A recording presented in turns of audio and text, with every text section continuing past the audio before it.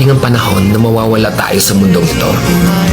At kapag dumating ang panahon na yun, hindi mahalaga sa kung gaano karami ng pera ang naipon mo sa bangko. Hindi rin mahalaga sa kung gaano ka successful sa trabaho or sa business mo. At lalong hindi mahalaga sa kung gaano kaganda ng mukha at ng katawan mo.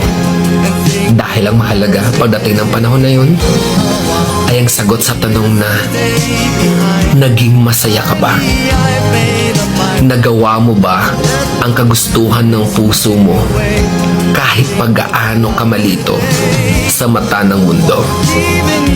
Dahil sa huli naman, ikaw naman magdadala ng mga memories na yon sa libingan mo.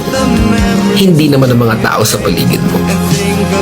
So make sure na bago pa dumating ang panahon na aalis na tayo sa mundong ito, siguraduhin mo sa sarili mo na magiging masaya ka at magagawa mo ang kagustuhan ng puso mo kahit pag-aano ka kontra ng mga tao sa mundo.